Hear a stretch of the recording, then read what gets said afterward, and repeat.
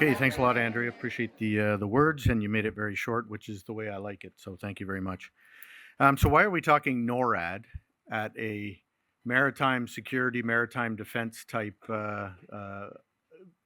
event, and why is a retired RCF fighter pilot your keynote speaker?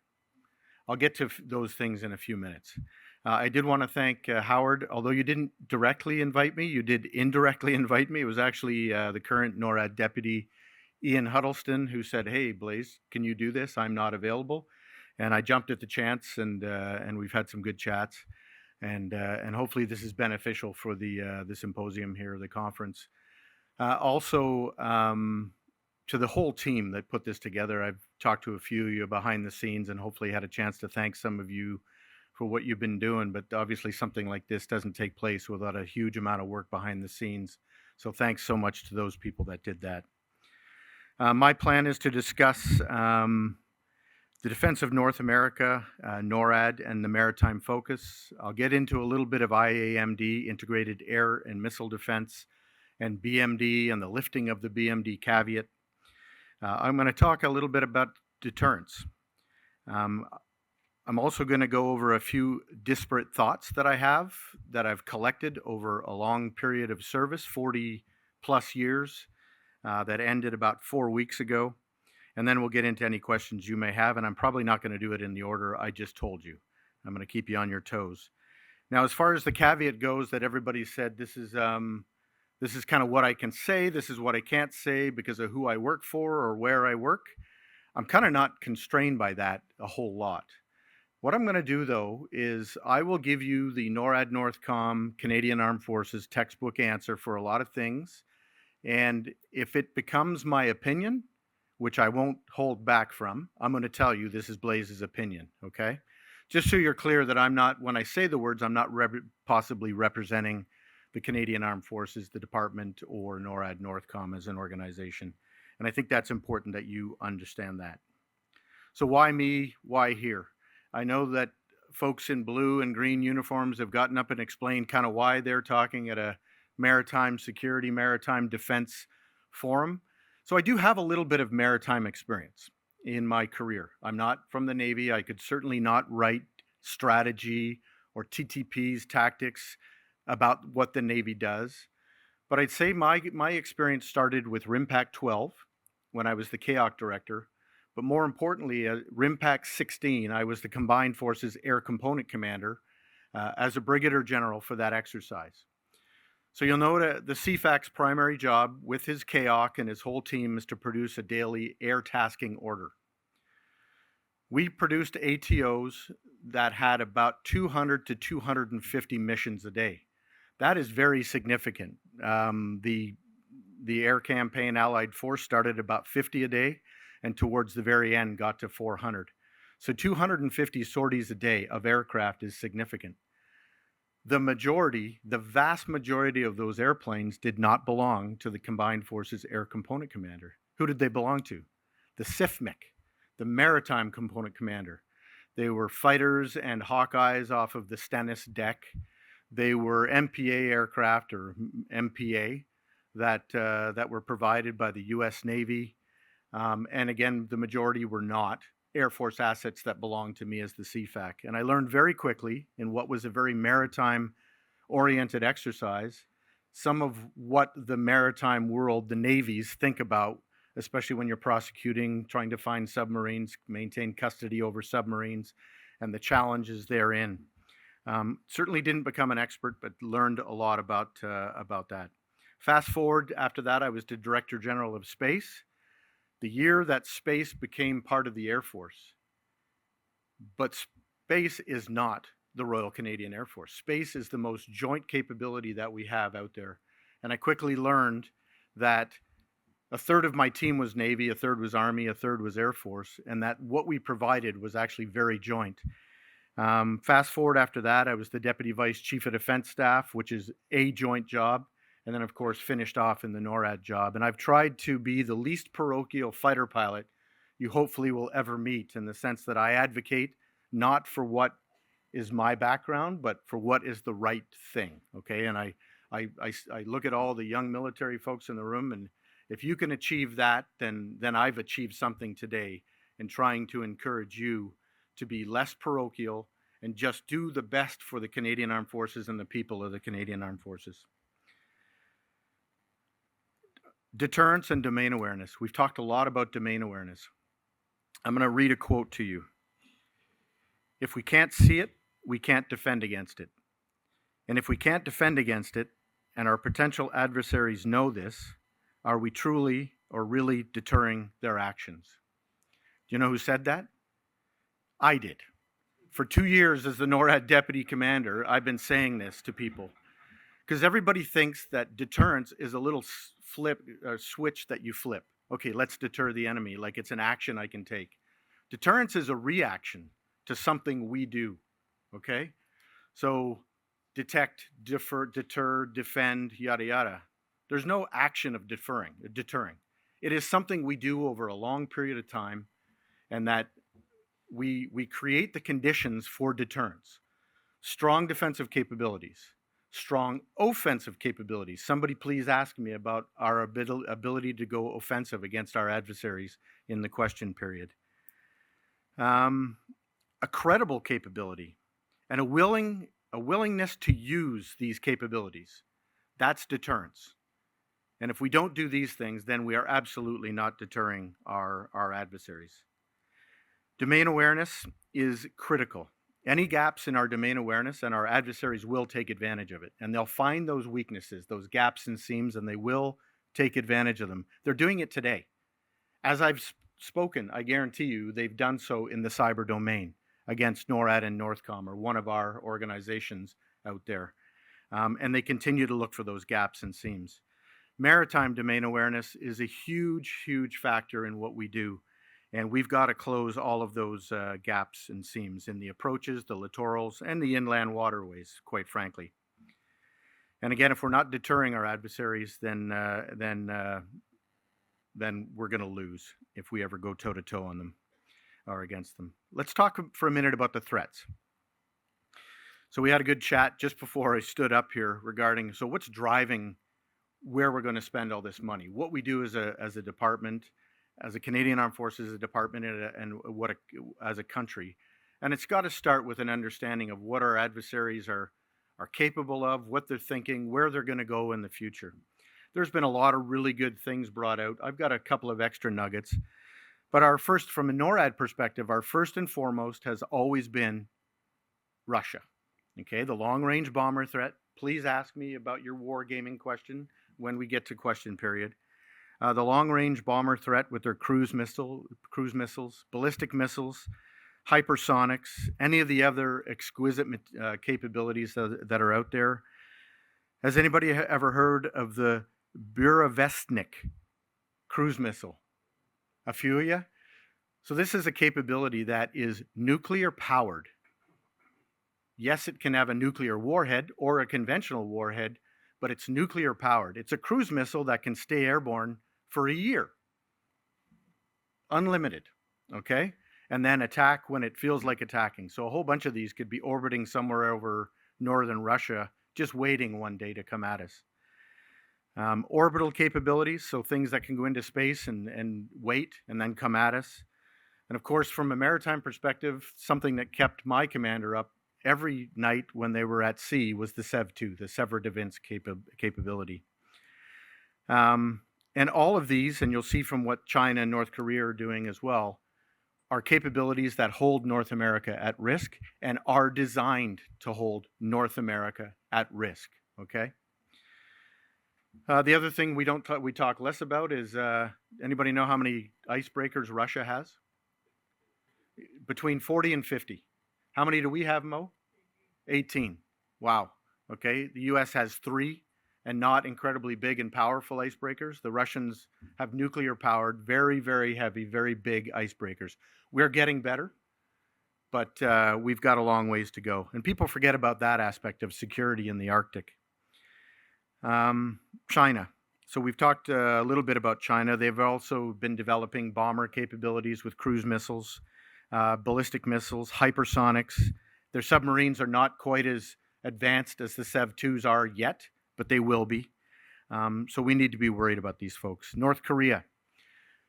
So the whole U.S. ballistic missile defense system, policy-wise, was created to defend against North Korea, although yes, it can and would try to defend against Russian or Chinese ballistic missiles if ever put in that situation. And North Korea, we can say what we'd like to say is they are moving or have moved from R&D to operationalizing their capability. They can reach out and touch North America. And what's most worrisome about North Korea is they are rogue state on the best of days, right? We just don't know what North Korea is going to do. And then finally in the threat is the cooperation between Russia and China. We heard about how they cooperate with in the SAGs, the surface action groups, up especially in the Bering Sea area. But they've also cooperated in the air domain. You would have seen some good photos of a NORAD mix of US and Canadian airplanes that intercepted a Chinese and Russian bomber combination, if you will, or group of bombers. What's most concerning about that is those Chinese bombers now have access to Russian bases, and whereas before they had to fly a very long way to get to where they would have to fly to launch cruise missiles, they can now get a lot closer to us within ranges that now put most of North America at risk to the Chinese and not just the Russians. So those, and that's all unclassified, by the way. I'm not telling you anything classified. So definitely a concern for us. What time did I start? Okay. I will try to sum up here. So what is NORAD doing about it? Andrea did a great job of explaining what we do in the maritime warning domain. And when I talk NORAD and you think defending North America, think about more than NORAD. Think US Northcom, think CJOC, think CANSOFCOM, think about the Coast Guard and how they contribute to security. Think about the RCMP and what they do when it comes to contributing to security of North America. So it's not just a NORAD game. Our key objectives for our maritime awareness, our shared awareness, processing, assessing, and disseminating of info. That used to be done via like SIPR email. SIPR, sorry, is like CS&I. It's secret email. That's what the U.S. loves to use. But nowadays, it's actually pushed out through CJAD C2, so Combined Joint All-Domain C2, and Maven is the system we use.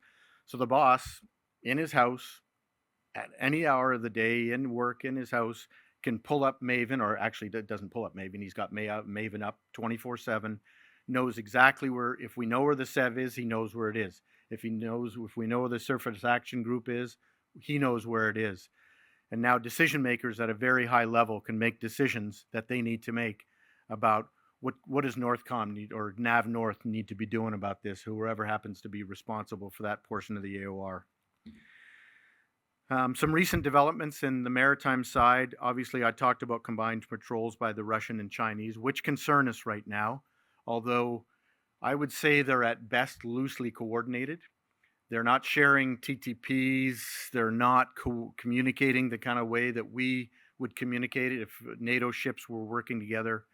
So we're watching it, but we're not as concerned as we probably need to be in about 5 to 10 years if they continue to work together. So something we're watching there. Over the horizon radar is another thing that's being worked on at NORAD Northcom.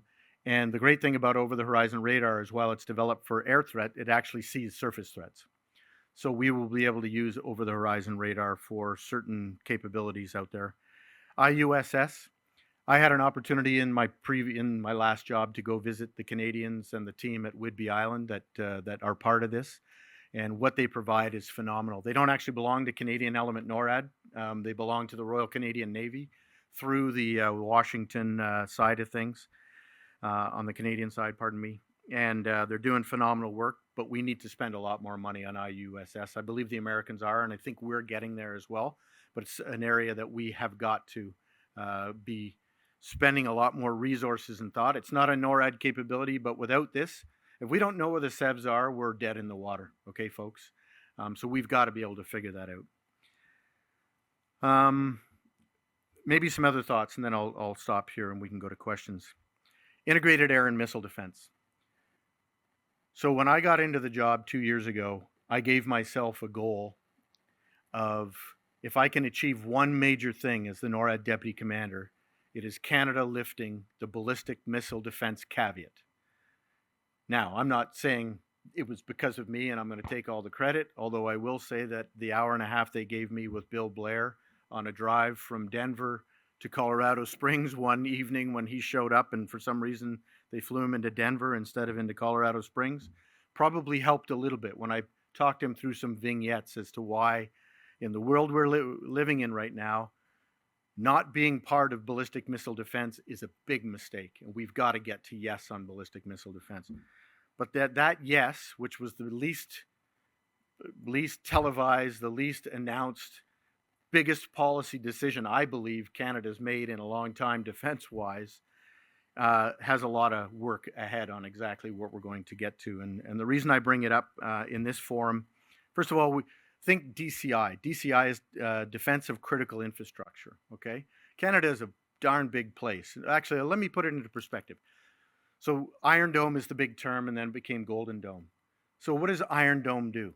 It protects Israel. So close your eyes, picture North America. Okay, zoom into the middle of North America and find the Great Lakes. Now in the Great Lakes, find Lake Erie. That is Israel, the size of Lake Erie. Now zoom back out to North America and the NORAD Northcom AOR, and even find Lake Erie. It's tiny. So the AOR that the system that protects Israel is very different than what we would have to build to protect North America from a ballistic missile defense, or totally from an IAMD perspective. So we have to clearly find critical areas and defend those critical areas. And those critical areas are attached to continuity of government. We've got to preserve the continuity of government. We have to preserve the ability to defend ourselves. We have to preserve the ability to go offensive on our adversaries, both from home and expeditionary, which is not to the Arctic, by the way, Canadian Arctic. And then finally, preserve society. There's an expectation that our Canadian citizens will at least be able to live some sort of normal life while this is going on. So we've got to protect all the things that enable those things to happen, not the entirety of the country, right? This is a joint problem. It's not a NORAD Air Force problem, it's a joint problem. If Mike Wright was in the room, I would look him in the eye and tell him for about the 5th time that the Canadian Army needs a 4th combat arm, and it's called Missile Defender. And we need to buy huge batteries of huge brigades, I don't know, whatever your Army speak is for lots of people in the Army, that sounds terrible because I told you I was very joint like 10 minutes ago, so of missile defense capabilities, both for expeditionary but also to defend the homeland. The Navy needs to be able to play a significant role defending those critical assets that are close to our coasts with these new ship capabilities. We've got to be able to do that. So there's a huge role for the Army, Navy, and the Air Force in IAMD. Let me break to something else. Offensive capabilities for Canada. The world is a very different place than it was 10, 20 years ago. Who would have ever, first of all, Russia, Ukraine, Pakistan, Iran, shooting ballistic missiles at each other just under a year ago, and everybody kind of just blinked and then went back to the other 2 major conflicts going on, and nobody's thought to think, okay, great, well, what are we going to do when we get shot at one day? Not if, probably when, because something's going to happen from a policy decision perspective in the next decades where one of these rogue countries, one of these countries decides they don't agree with what Canada's doing, and they're going to send a message, a conventional ballistic missile against something fairly benign, to say, what are you going to do about it? And the Americans maybe don't shoot it down, and then really kind of shows us where we are in the big scheme of things. And let's say we take that hit. What's our retaliation? Strongly worded letter. We have got to create offensive capabilities where we can send a message back to say, we're not going to take this. And that's part of deterrence that I talked about earlier. So we've got to get there. People are like, holy shit, it's big enough that we're defending against ballistic missiles. Canada should have ballistic missiles. And that's Blaise speaking, by the way, not the Department of National Defense. Canadian Coast Guard. I had a great chat with Jen Carignan about 2+ years ago, when there was a lot of talk about how do we get to 2%, and it was about, hey, the Coast Guard is one of those things we need to think about bringing into the Canadian Army or to the Department of National Defense. And I think we've done the hard part from a policy perspective, but that's not true. The harder part, in my opinion, is actually going to be morphing ever so slightly the Canadian Coast Guard into what it needs to be. You're awesome. You're doing amazing work. But I think some change needs to happen where the Canadian Coast Guard contributes more to the security aspect of security and defense. Probably not, we're not looking for a second Navy, but I believe that closer to what the U.S. Coast Guard does, but not what the U.S. Coast Guard does. And I can, in question and answer period, I could go through some of the missions that they do that surprised me over the 2 years while I was in the U.S. Or in a Canadian job south of the border. So we need to rethink over the coming 5 to 10 years, how can we make the Coast Guard a little more, how can they contribute a little more to the security aspect of things above and beyond what you already do. Okay, I think I'm going to leave it at that. Okay. Actually, one last thing, and it has to do with CAN-U.S. military relationship. So I literally worked directly for a 4-star for 2 years, and the possible ugliness of how that relationship could have gone, not just for me, but for a bunch of Canadians, didn't start on the 20th of January. It started during the primaries, because there's risk that that building could become very political and not even on the Canada-U.S. side. I'm talking like very strong Republicans against very strong Democrats within the headquarters. And the boss, right from the get-go, we are not a political organization. This is about getting the mission done, getting the job done, and providing their lawful orders, we're going to get the job done. I've witnessed in my time, towards the end of my time there, and also since I've been back in certain fora, I believe Canadians are taking this too personal. Okay, we're taking it too damn personal. Let's keep the relationship professional. Yes, it's painful to see what's happening at the highest levels. We have the strongest mill-mill relationship on the planet, period. We've got to do everything we can to keep that going forward. So that was my goal before I left. I know my replacement's doing the same. Canadians are knocking it out of the park at NORAD. So there's no risk from a Canadians aren't pulling their weight perspective. But I hear some rhetoric, and quite frankly, folks, it worries me. The next war we go to will be side by side with the United States of America. Let's all agree with that, and let's get rid of this rhetoric that we're going to have to figure out how to defend against the United States of America, and just put this all back into perspective. Thank you very much.